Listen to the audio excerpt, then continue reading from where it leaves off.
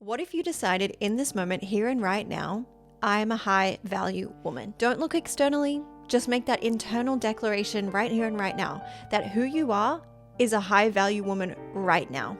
With that belief installed in you, whether you actually believe it about yourself or not, how do you think? How do you act? How do you behave? What do you do?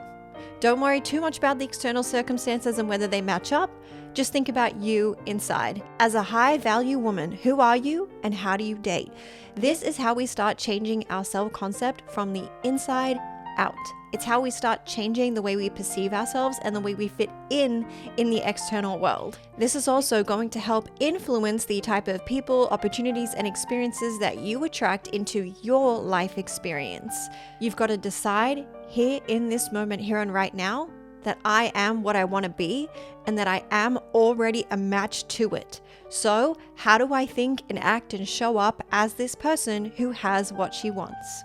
In this episode, we're going to look at how exactly to apply the concept of being a high value woman in dating. My name is Kirsty and welcome back to another episode of Good Girls in Remission. This is where good girls come together to collectively decondition ourselves from good girl conditioning. A lot of this good girl conditioning that we discuss in this podcast series is collectively designed to lower a woman's perceived value. It's not lowering your value as a human being. That can never change. That's always your inherent birthright. But a lot of the conditioning influences us to behave in a way that reduces our perceived value. If we don't believe that we're worthy and deserving of the things that we want, why would we act in a way that shows that we do? Why would we ask for what we want? Why would we have audacity? And because of how deeply ingrained this conditioning is, it does change our self-concept and it turns us into a good girl. And this good girl is designed to repress herself, people please, and that creates a lot of passive aggression and anger towards men. What I'm seeing is a lot of collective rage in the feminine against men, and rightfully so. But what I want to do in this podcast series, and especially in this episode, is help you change your self-concept so that you can show up in the world with a lot more confidence than what you have now, and change the types of people and experiences that you attract into your life. One of my passions is talking about relationships because I think our relationships are the biggest and most accurate representation of our relationship with ourselves. Who we partner up with and who we're friends with, who we allow into our inner circle, is a direct reflection of our self-worth. When I personally woke up to this myself, the impact this knowledge had completely changed the trajectory of my life. I was personally sick of dating low-effort men who were more interested in taking rather than bringing anything to the table. And when I did that deep inner work to decondition myself from this good girl programming and change my self-concept, that is when my experience completely changed. I became a lot more confident in myself. My charisma reappeared. I felt much more attractive as a woman, and I felt more comfortable with people who would disagree with me, who would tell me that I was asking for too much. I no longer took that personally about myself. Once I got over that hurdle, that's when I really stepped into my truest, authentic self. And when you step into your authenticity, that's when things start happening on autopilot for you. Let's talk about how a high value woman approaches dating. You've got to come with a sense of authority about yourself, a sense of confidence. You cannot wait for other people to tell you what your opinion is about yourself. You have to already have that. You've got to know who you are. You've got to know what you want.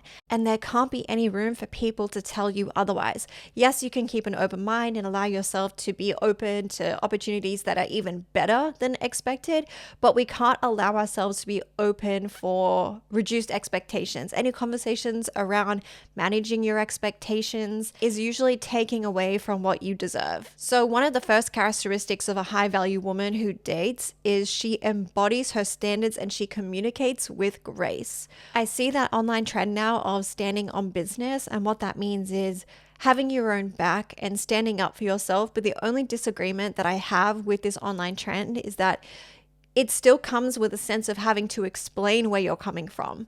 So if a guy is acting up and he's not, treating you with the respect that you deserve, rather than just disengaging, which is always my recommendation for men who are disrespectful, whether they're consciously aware of it or not, men who show signs of disrespect of your time, your energy, your effort, I always encourage you to disengage, take your energy away. The standing on business is a great first step, but let's not get to the point where we need to over-explain who we are, what we stand for, and what our standards are.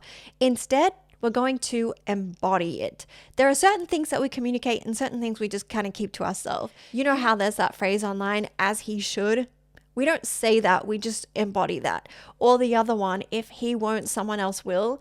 Again, we don't communicate that, we just embody it. We don't need to tell him those things because they do come across as entitled and rude and spoiled. I am all for the spoiled girly life, you guys know that. But if you come across as entitled and rude, you won't get that treatment. Who wants to give to a woman who is saying, as he should? That's something you say with your girlfriend. That's like locker room talk for girls. That's bathroom talk, but it's not the kind of communication you use on dates with men. So how do you communicate with more grace? This is when feminine communication comes in. For guys not showing up for you in the way that you want or you deserve, as I said before, we disengage. And this is going to be so good for you, especially if you have relationship trauma and you're afraid of a man switching up on you. The best way to avoid this is to not put all of your eggs in one basket. Don't overly emotionally invest in a man who isn't exhibiting the signs of someone that you want to be in a relationship. But even if he is, just because he's demonstrating good signs, it's still not your cue just yet to put all your eggs in one basket. Give it some time. I know it's easier said than done because emotions come into the picture. Your hormones come into the picture. Also, your strong desires come into the picture. You really want to be in a relationship. The fastest way to get there is to actually stop investing all your eggs in one basket. If you want to start rotationally dating, that doesn't mean necessarily that you have to date multiple men at once, but you can. That is traditionally what it means. But if you're not wanting to use the dating apps, what you can do is just live your full life, have your hobbies, your jobs, your passions, your interests, and have him as just someone that you're dating on the side until he decides to step up in a way that proves to you he is a viable partner for the long run. And no, we're not sleeping with these men. We are just dating them. We're not having talking phases anymore. We are ditching the talking phases, the texting phase. The only time we're communicating with a man we're dating is to organize or have a date organized for us. That's the only type of communication that we really need from a guy we're dating, especially in the early stages. Phone conversations, text messages, you can do all of that when you're committed in a relationship, but until then, there's just no need for it. Have respect for yourself, value your time. Even if you're just sitting in your bed and watching Netflix, just bed rotting, that is still more valuable than over-investing in someone who you're not committed to just yet. Netflix and chill just by yourself is still a very real commitment. If someone says, hey, what are you doing? And you go, oh, nothing. I'm just hanging around by myself. That can still be a plan. That can still be a commitment. So that doesn't mean you have to downplay the things that you do. Instead of answering that question and go, oh, nothing, you go, oh, I'm just spending some time at home, recharging. I'm spending some time with myself tonight. If you want to go out, but speak about yourself with more confidence. Speak more highly about yourself. Speak as if you really do value your time and your energy. And that's when you'll see the biggest difference in the way that people respond to you, because they'll pick up on that energy and say, oh, she's not one to fuck with. She is unfuckable with. I can't play her. I can't manipulate her. She values herself too much. A little bit of good girl conditioning that I've personally been picking up on recently, and something just to be wary of, not to be on edge about, but just something to be wary of. Men who say they want a woman who's sure about herself, that's a very valid desire for a man to want in a woman. I'm 100% for that. However, I often find that men who are insistent about qualities in women, such as a woman who is sure of herself, a woman who is ambitious, who is independent, who can take care of herself, I often find that men who look for these qualities in women don't actually value a woman who is sure about herself. When they get into a relationship with this type of woman and he realizes, oh, she is actually sure about herself, he gets a shock. I've had this instance myself where I've clearly stated my standards to someone, not in a romantic sense, this is just to a man, and I said very forthcoming, I'm not interested in a man who watches porn. I'm not interested in a man with a lingering eye who checks out other women. I'm, not interested in splitting bills with men anymore. These were my clear standards based off personal experiences I've had that led to hurt that led to, experiences that lowered my self-esteem. I clearly stated those standards, and this guy who said that he was looking for a woman who was sure of himself, not in me, but just in general, literally lost the plot. Oh my God, you are so toxic. Oh my God, there's no evidence that a man who watches porn is more likely to cheat. Oh my God, you are so toxic. And I sat there and I didn't budge. And I said, but these are my standards and expectations. You are the one saying that you are looking for more women who are more self-assured. This is it. Be prepared for when you get into the dating realm and this is what you come across, a woman who is exactly sure about who she is and what she wants. Otherwise, be honest with yourself, sir. You're not looking for a woman who is self-assured. You are looking for a woman who is independent and who you can leech off. The reason I'm telling you this is just so that you can practice a little bit of self-awareness so that when you do pick up on those qualities that men are looking for, it just kind of raises a little alarm bell in your mind. I find the qualities that good men are really looking for is a woman who has integrity, a woman who is loyal and trustworthy, a woman who can emotionally regulate herself and hold space while still holding her own boundaries so that she isn't allowing people to emotionally leech off her. And a good guy will know this because a woman who lacks the skills to emotionally regulate or, holds the space too much for other people often seeks find comfort outside of the relationship, whether she's bringing her family, her friends into the relationship dynamic. That can be a little bit intrusive, especially for a private relationship.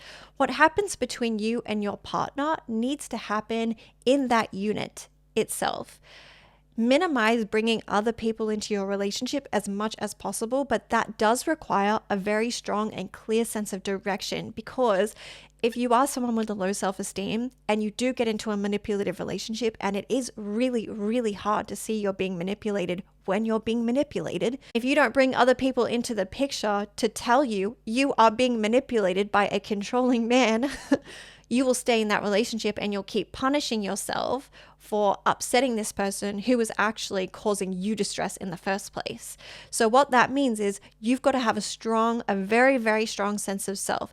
This is exactly what I want to feel in a relationship, and I expect this to be maintained by my partner. If I am consistently being brought down by him, my quality of life lowers. I'm always having to make excuses for him. He doesn't meet my expectations. I'm always having to manage them. Or he was meeting my expectations at first and now he's switched up. That's when you know the relationship is done. You've got to exit. You've got to leave. That's your sign. That's your cue. Done. Another way high value women approach dating is that they cut things off at the first sign of disrespect. They cut things off when they don't meet the expectations. They don't hang on. They don't explain themselves. They don't go on and on about how this man's not meeting her expectations. She walks the talk, embodies her body, and just moves as if she knows she inherently deserves what she's looking for. And if he doesn't meet that, that's fine. We're not going to shame him. He's just done. Thank you, next. A lot of women will hold on to potential that goes nowhere simply because she doesn't have that abundance mindset, or at least that kind of self-worth that tells her she will find someone who is a good fit for her. She will. But if you keep holding on to these stragglers who are just trying to take from you or, give the least amount possible so that they can get the most from you, you end up blocking your energy field and what you want can't come in. The kind of miracles that have happened for me after I cut out a toxic relationship are incredible. A high value woman allows a man to lead, and she reciprocates. When a man leads a relationship, it just means he's taking the initiative. It doesn't mean you've got a leash around your neck and he's just pulling you along and you just got to shut up and go with the flow and say absolutely nothing. That's not what that means. A common objection that I get from women is, if I allow a man to pay for me, that puts me under his control. I have to explain to you something, how this sentiment is so rigged. A man who wants to control you is going to control you irregardless of whether you have the funds to contribute to a relationship or not.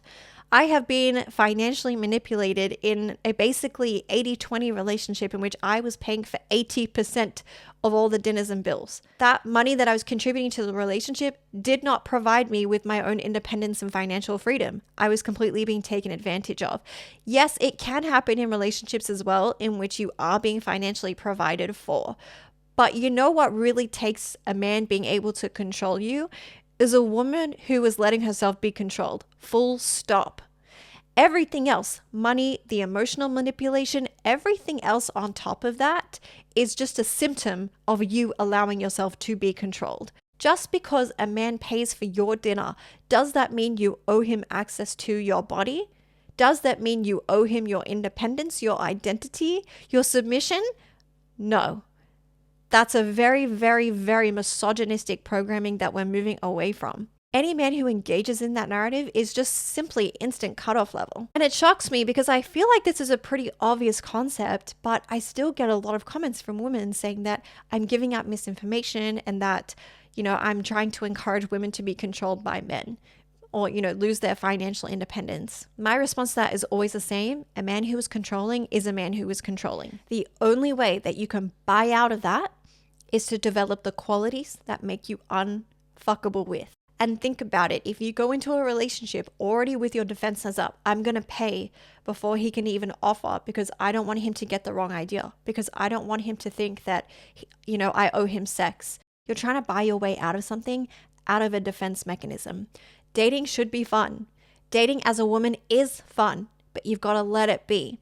Allow yourself to feel cherished and honored by this man. Him paying the bill for you is his way of saying, thank you for allowing me to indulge in your time this evening. Thank you for putting in the effort to meet me here. How do we take that concept in the long run when you are in a long-term relationship and you're allowing him to lead you? A good way to think of it is this. If you're going canoeing, he's the one with the 2 oars paddling out, moving the boat forward, but you're the one at the back with the rudder.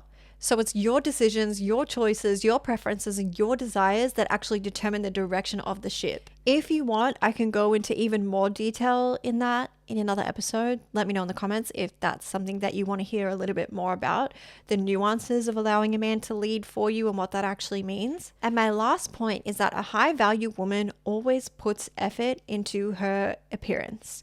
You know that saying, foreplay isn't just rubbing the clit before you have sex. Foreplay is the way that you communicate with each other. It's the things that you do for each other. It's the way you show appreciation. It's the conversations that you have. This is what real foreplay is. When it comes to putting in effort into your appearance, the foreplay isn't just the makeup that we use and the way we style our hair. The real foreplay is the way that we talk to ourselves, our inner language, our self-concept, the way that we perceive ourselves, the way that we nourish ourselves, the things that we tell ourselves, the way we show ourselves appreciation. This is the real foreplay of appearance. Never underestimate the power of your belief systems and also your trapped woundings and how they affect your appearance and also the way that you communicate, your body language. I just followed an account on Instagram called Guided Inspiration. It is the most fascinating account that I've just followed recently, and I highly recommend you go and check her out too. She stitches celebrity interviews and she analyzes their body language and where they're coming from in their energy center. As an example, she was stitching the Drew Barrymore show. So Drew Barrymore is sitting on the couch with a guest who I didn't recognize. This guest is sitting on the couch with legs crossed, arms across her chest, sitting quite stoically, showing no emotion and looking a little bit uptight. Drew Barrymore is then sitting with her legs open. She's almost leaning in, and this woman who was stitching the video said that the kink in her neck was an indication of submission, of pleading as well. She's placing her palms together in a prayer position as if some sort of pleading is happening. She's also placing her hands on the woman's arms, and this lady was saying that that's all root chakra safety and security. She's almost begging for physical affection to feel reassured in her own energy, and it was so fascinating to watch. She also stitched Martha from the show Baby Reindeer that's currently going viral on Netflix. I just watched that. That was also very, very interesting to watch, and she was just talking about how people give themselves away through their language. It'll be certain changes in pitch, the way that they gesture, the way that they move their body around. And this is how your body speaks. And this really influences the way that people receive you and also the type of people that you will attract. Looking at that Drew Barrymore interview, someone who has that more submissive, weak energy about themselves, to find herself in the company of a woman who is slightly more avoidant is quite funny, because what that's saying in that instance is that her traumas and triggers were activated in that moment in response to her guest. So her energy centers, her traumas were being activated in that moment. And that was altering the way that she was behaving. Her self-concept was ignited and activated in that moment. And you see that in people who all of a sudden out of nowhere just flip into a state of rage. You know, that conversation that I mentioned earlier about how I was talking about my standards, my clear-cut standards for men. I found it very interesting that this person that I was talking to flew into an absolute rage in just a couple of seconds because I wasn't talking about him, but he completely gave himself away. He was the person I was talking about who I was trying to avoid in my dating situations. And instead of taking accountability and practicing self-reflection, he projected all of that anger outward, insinuating that there was something wrong with me. We can also take that a step further and say the kind of thoughts that you have about yourself affect the way that your mouth sits. Resting bitch face is not a particularly welcoming face, and that can, I'm not saying 100% has to, but can be influenced by your inner state. When you take care of yourself and you think the highest about yourself, that's when your appearance changes to become your 10 out of 10. It doesn't mean you're going to have to fit the conventional beauty norm. In fact, I advise against that because that's a box that's only going to shrink you down. Instead, I want you to step into your 10 out of 10 version, whatever that looks like. There is no stock standard body shape either for what an attractive woman looks like. Don't even worry about those, narratives that a high value man is only going to find a very skinny woman attractive. I completely disagree with that, because then I say, what happens to all of the models who are fucked over and played time and time again, even though they're the most beautiful woman in the world? Get to your version of your 10 out of 10. And when you do, you'll show up with more confidence. You'll shine in a way you've never shone before. And that's what's going to attract the right people and opportunities that are fit for you, your authentic version of you. I'll give you a personal example. When I was attracting those more toxic personalities, I wasn't taking care of myself in a 10 out of 10 way.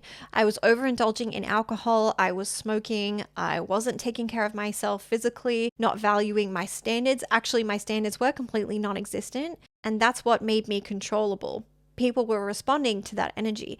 If I'm not valuing myself, why would anybody value me? So as a high value woman in this moment here and right now, how do you show up for yourself so that you can become your 10 out of 10 self? Given that we're always changing and evolving, and our version of a 10 out of 10 self can evolve over the years, but what kind of behaviors and practices do you engage in to help you get to your best version of you? And you can have fun with this. How do you dress? How do you do your hair? How do you do your makeup? How do you present yourself? What message are you wanting to put into the world? I also just got a beautiful message from one of you girls that I thought would be worth sharing as well. A little handy tip. She gifted herself a ring so that every time she looks down and sees it, she's reminded of the vow she made to herself to honor her standards and honor her desires. I knew that would be a beautiful recommendation for you girls here today. Another good thing that you could try and do to bring forth new energies into your life is to write on a piece of paper or print it, make it pretty on Canva, just one word, and put it on your wall. So it could be love, it could be kindness, it could be compassion, it could be whatever it is. Print out that one word and stick it on a wall and just have it there for you to see. It could be live, laugh, love. Turns out our moms were right the whole time. When you just see that visual reminder every single day of the energies that you want to bring into your life, that will just help recondition your mind to expect different outcomes. So if you do have relationship trauma, or you've been consistently exposed to low effort man and you need a way to recondition your mind, think about the feelings that you want to feel and ask yourself, as a high value woman, how do I show up in the world? My final reminder is this. Always remember that this is your life and it's your choice how you want to live it. Do not let anyone come into your experience and try to tell you otherwise. because that is 100% projection. People who love you want the best for you. People who love you will push you to the next level. They'll tell you to keep going when you feel like giving up. They're not going to say, yeah, you're probably not worth it. You're probably asking too much. Any kind of conversations around lack, around settling, we're just done with it. This is not the conversations that high value women are having. High value women are having conversations about how they can break through to the next level. And you need to cultivate your circle with a fine-tooth comb to make sure that you are only bringing energy that is going to support you and them in reaching the next level. The only thing guaranteed in life is change. So we want to have friends and relationships that support us in that process of growth and change as we evolve in all stages of life. That's all I have for you today. Thank you so much for joining me. I hope you feel a little bit more confident in approaching dating as the high value woman that you are right now. And I will see you next week.